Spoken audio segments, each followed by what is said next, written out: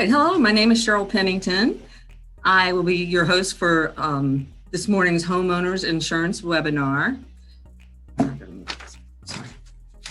And I'd first like to go over some groundskeeping guidelines with you before we start our information-filled 30 minutes only webinar.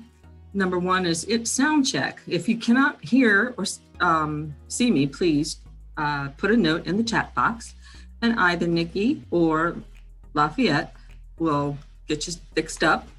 This webinar will be recorded and shown on multiple platforms. Please try the best to remain on mute through the entire 30-minute webinar. Please type your questions in the chat box, or you can email them to Lafayette and Nikki directly. So without ado, here is Nikki, and she's going to tell us about real estate. Hi, everyone. I'm Nikki Aguilera with Right Real Estate. Just some information about myself. I've always wanted to be a realtor from the beginning. I have a very extensive sales background, but around 2012, I wanted to do a career change. So I didn't want to just jump right into real estate. So I actually started as a title abstractor. So instead of boring you with the details of that, it's just basically, I used to do 60-year searches on properties looking for liens and encumbrances or just any information and making a report to that. So that's also part of when you purchase a home, and I provide that to the lawyers and they do like a, examination of that. I moved on and I became a title processor. So I did that for a couple of years and was also a settlement agent. I'm still a settlement agent. So I actually say with that experience that I've had over the years, I feel like that makes me a very strong realtor that can certainly, navigate and guide all of my buyers or sellers through the entire real estate process. So what I get into first, when I work with any client that's going to be purchasing is, what does home ownership mean to you? Different for everybody. Some people it's their safety, safe place of safety, place of entertainment, or even an investment. So whatever it means to you, my job is to listen to what your goals are and help you specifically navigate and develop a customized plan to get you there. Every person that I deal with, every house is different. So it's gonna all be custom. So I always tell all of my buyers, it's best to work with professionals that are knowledgeable and that have your best interest at heart. So my commitment to my clients is customer service. That's number one. I am my client's advocate. I'm going to listen to what you want. And then my job is to tell you how we can get there based on my professional experience and opinion, to explain things thoroughly.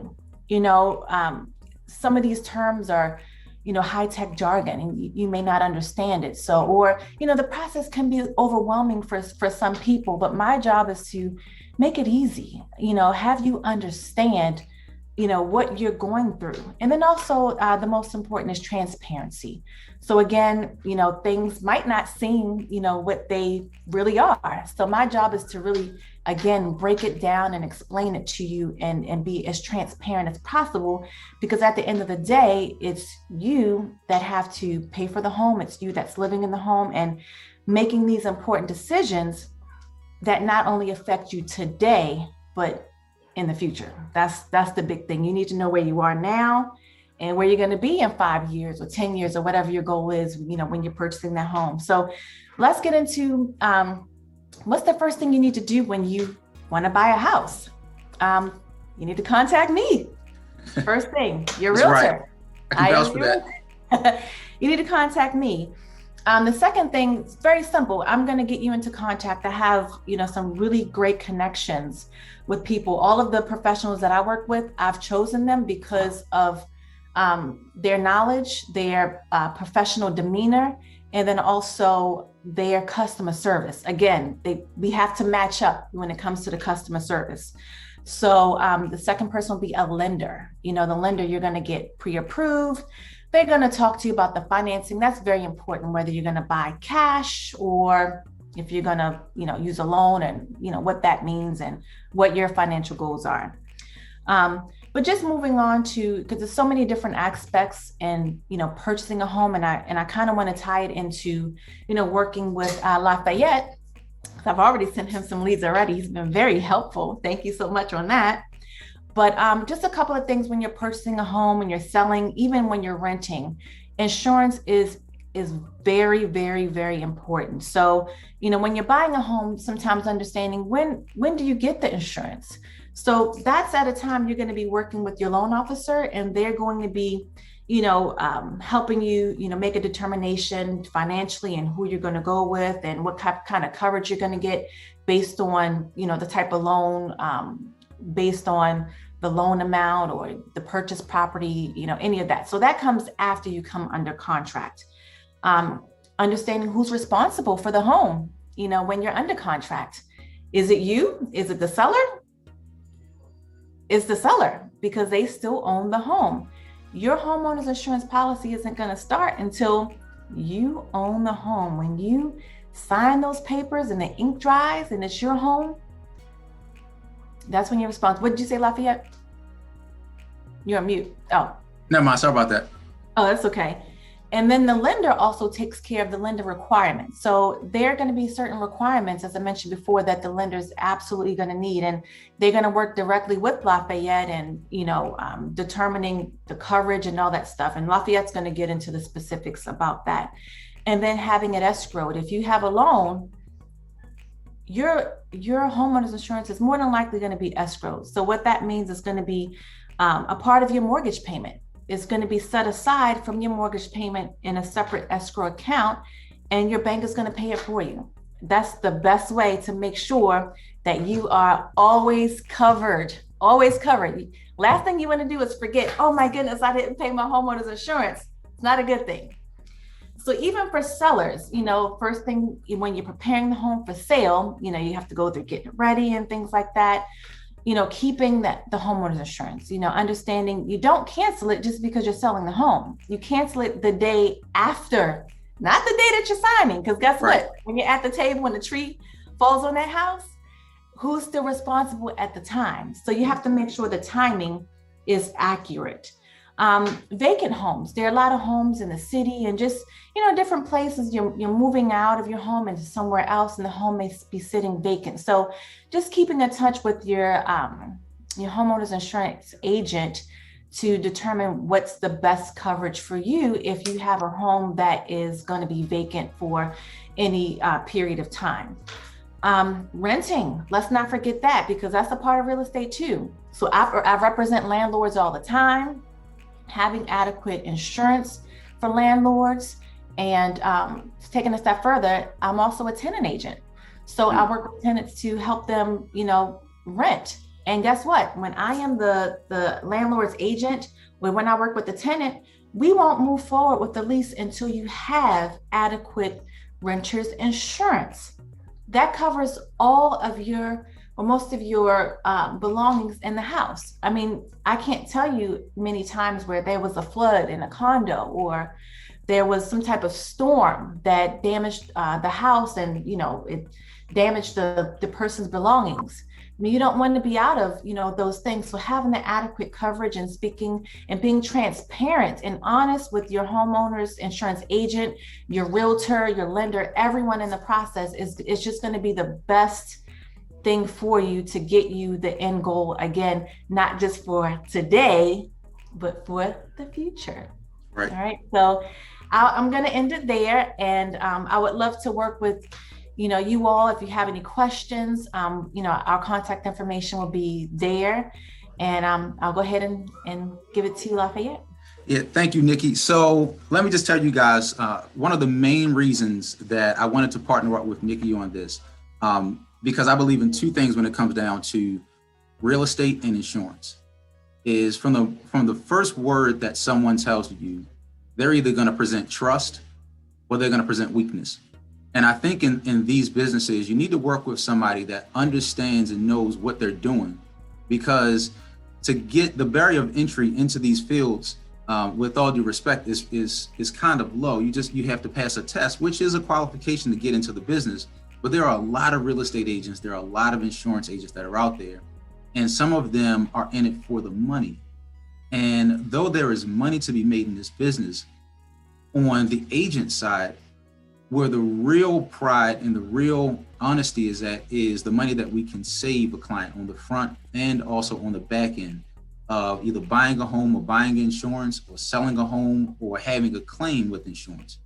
So as I was, Nikki and I have known one another partially, I guess I can say. She knows my brother and her went to the same high school together, but our paths was kind of crossing with Facebook friends and stuff like that. And as I was kind of looking for somebody to partner up with, I think that Nikki was the best candidate that I possibly can partner with, and that I could, that my clients can trust. So thank you, Nikki. I appreciate that.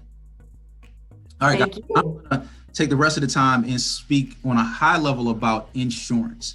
All right, so I'm gonna share my screen and we're gonna go through about 9 different slides. I'll be bold, be brief, and I will be gone. And as my mentor told me, so insurance is this. Insurance is financial security. So whenever someone reaches out to me and asks me, what is insurance? I tell them the following. If I can click on my screen here. I say that insurance is a financial solution to a financial situation that has not happened yet. It's a financial solution to a financial problem or situation that hasn't happened. People get insurance, and a lot of times people say, well, why do I have to have insurance? Especially when it comes down to auto insurance. They say, why do I have to have insurance? Well, it's a financial solution to a financial situation that hasn't happened. The worst thing that could possibly happen to anyone is that they get into an accident, it's their fault, and their insurance company doesn't actually cover the claim. So here's what insurance does. Here's how it works. Basically stating, an insurance company will pay someone $1 on your behalf if you pay the insurance company a penny first. So if we think about it from a basic concept, you pay the insurance company a penny, you get into an accident and it's your fault, the insurance company is going to pay $1 on your behalf. Now, obviously, I know that the penny and the dollar is not the actual case, but that's how it works.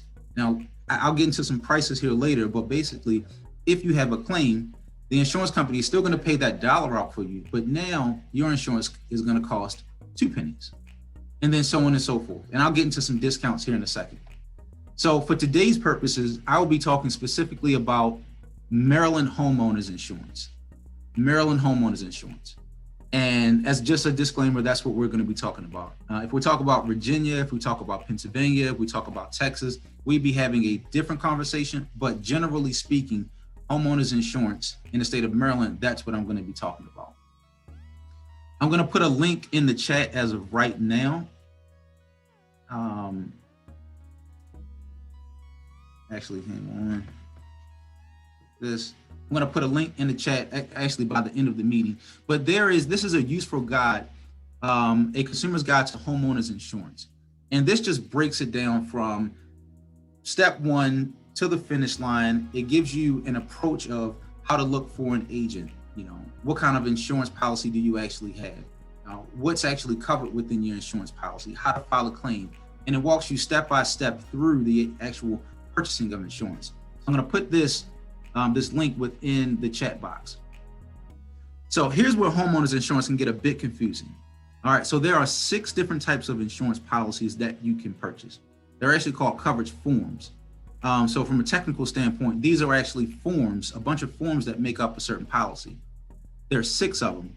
So, for today's purposes, we're going to be talking about homeowners insurance, what most people think about. And that's going to be, and by the way, these other 6, well, the other 5, I should say, are going to be in that link that's going to be in the chat box. But for today's purposes, we're going to be talking about HO3 special form, and that's going to be homeowners insurance. That's when most people think about homeowners insurance. They think about the actual house they live in. But we can talk about renters insurance. We can talk about condo insurance, modified home. We can also talk about broad coverage, so on and so forth. But for today's purposes, guys, we're going to be talking about HO3.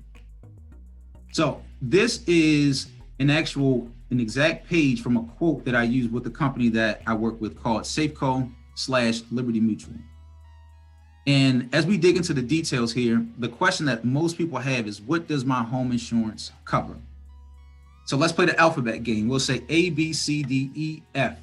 A, B, C, D, E, F. There's a lot of other coverages that you can get with your homeowners insurance, but A, B, C, D, E, F. That's how it's going to be broken down. Coverage A is the dwelling, basically stating how much is it going to take to rebuild your house from the ground up. Now, we're going to talk about in a little bit about what constitutes as a covered peril, and I'll explain what a covered peril is, meaning a loss. But basically, the insurance company has an estimation of what your house is going to cost to rebuild from the ground up. That's going to be coverage A. Coverage B is going to be other structure. This is going to be fences, walkways, and driveways. And once again, guys, this is recorded, so you can press pause, you can zoom in, you can take a closer look at what's covered underneath of the policy. But other structures are fences, walkways, and driveways. Typically, this is calculated by a percentage of coverage A, depending on the insurance carrier that you work with. Coverage C, personal property. This is what, before we end today, I'm going to give you guys a major tip. But this number is a computer generated number for the most part by the insurance companies. And normally it is not enough coverage. This is the valuables that you have inside of your home. And most people have more than 50% of the actual dwelling amount. So we always say, do an inventory of your home to see how much you own, bring an appraiser in to see how much your valuables are, just to make sure that you have the proper amount of coverage. One thing that I always say when I'm working with a client is that I would much rather see you have a little bit more coverage than a penny short, because the last thing you want to do is have to come out of pocket when it's something that the insurance company can cover. All right, moving on to coverage D. This is additional living expenses. This is if you cannot live in your home due to a covered loss, then they're going to pay for you to live in a hotel, to go rent out a property. They're going to pay to get you to some clothes to wear, get you back and forth to work, transportation and things like that. This is going to pay for additional living expenses. If you can't live in the home that the insurance company is covering, they're going to give you some money so that way you can still go about your daily course of life. Personal liability. This is if somebody tries to sue you, if there's a slip and fall on your property, there's a host of reasons. When I'm always talking to clients, I always say my nephew comes and basically lives with me for the weekend. I'm his surrogate father, I guess you could say, during the weekend. He loves me, I love him. But if he gets injured or sick or something like that, my home is the cause of his pain and suffering. This is the portion of the policy that's going to pay out for that. We recommend no less than $300,000, but the beginning should be about $500,000. And we like to say that can cover, for the most part, if something were to happen on your property. Now, not to get personal liability confused with medical payments, but medical payments specifically pays for medical bills. Expenses and bills are a little bit different. There are certain expenses that go along with medical stuff, like transportation back and forth to your doctor's office, or parking fees and stuff like that. So that's more under the lines of personal liability. Also, lawsuits are the big things that happen in here. Medical payments are medical payments. So that's coverage A through F. And then we are going to talk about your deductibles. Deductibles work in the same fashion as car insurance. So the insurance company, if you have a little bit more skin in the game, and this is how you can get maybe a better price for your insurance. If you pay a little bit more for your deductible, the insurance company is going to charge you a little bit more money in premium every single year. But here's a personal tip and a professional tip about deductibles. The way I personally do it, my wife and I, the way we do it is anything that we have a deductible for, we have a savings account for, and that's allocated for deductibles. Fortunately, we haven't had to pay anything out, but there's a little bit of interest that's growing on that account every single year. So every now and again, I scrape off the top and go buy a health and nutrition drink or something like that, or take the kids to, somewhere and get them some candy. But basically, that's the way I personally do my deductible. So that is a professional tip. All right. Now, some additional information before we wrap up here. There's just some additional information. I am going to put this link into the chat, but this is going to give you, it's a consumer's guide, but there's something called peril. And it's the cause of a possible loss. And over here, it's a really good breakdown that you can find on this link here about what's covered and what's not. So this is what you need to do. This is where you need to be reading when you are looking at an insurance policy. There are also a lot of things in terms of other and optional coverages that you can get into. This link talks about it. And then my professional tip is to read the fine print of your policy. You don't want to have an insurance policy that doesn't do what you want it to do at the moment of truth. There's a moment of truth with every insurance policy. And I know you might not file a claim for 15 years, but that one time that you need to file a claim, that's the time that you want your insurance company to act swiftly, without a whole lot of questions. It's a covered loss, pay it out, get my life back to normal. Last thing we'll wrap up here is price. One of the major things that an insurance company does is they have something called a dwelling reconstruction cost estimator. So they're basically taking a look at the exterior, the interior, the roof. They're taking a look at the foundation. They're taking a look at how, the age of the home, was it built before a certain year? Has the plumbing, heating, AC, things like that, have they been updated or not? And then they're going to give us a price. So one of the main factors of how the price is generated is this actual sheet right here that guys can watch on the recording. So they're going through line by line to say, what is the roof material, exterior walls? Is there a garage? Are there additional structures attached to the home? And then they're taking a look at the kitchen, the bath, so on and so forth. And this is the main reason why price is what it is.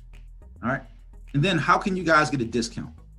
I like this slide here because there are a ton of different ways, but make sure you review your policy with your agent every single year. Review your policy because the policy you had last year might not meet your needs or get your life back to normal this year. So make sure you review it.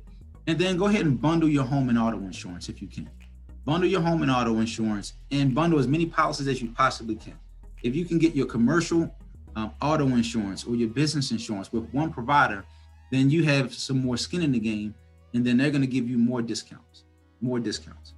All right, so I'm going to finish it up right there. I'm going to stop sharing my screen, and I'm going to bring Cheryl in here, and then we're going to give some information on how to get in contact with Nikki, some information on how to get in contact with me. But I wanted to give Nikki an opportunity just to maybe some final remarks if you wanted to. And then once again, guys, we are going to be having this same presentation this evening. And from what I'm understanding, there are going to be a few more people on that call as well. So Nikki, did you have any kind of parting remarks that you wanted to leave with the good people? I think you said it all, just working with professionals that are gonna, listen and understand and just reviewing things because things change. And that just, goes back into, today and in the future. So we'll have our contact information in the chat as well. That's pretty much about it. Okay. All right. So I'm going to bring Miss Cheryl back on here. I'm going to share my screen one last time. Yeah, that's up there. So you could read through that. I mean, if maybe somebody's just looking through they can't see what they can read, so you can just do that. Hello. I hope you enjoyed today and got a lot of information out of the webinar. We will be doing more of them as time passes. If you want to start a business, we're going to be doing some general liability ones, some home landscaping for your property values, landlord insurance in case you have an extra home that you rent out. We have insurance for that. We have insurance for pets. We have insurance for just about everything, but mostly in your house. You want to make sure you get the coverage for the drainage outside of your house so you don't have to pay for it. So yes, if and if there's any topics that you'd like to hear, if you want to put a suggestion in and email it to either Nikki or Lafayette, they'll be happy to work up a program on that too, because you wouldn't be the only one interested in it. So thank you very much for taking the time today to join us. And I hope you left some questions for them to keep them busy. Take care and have a good weekend.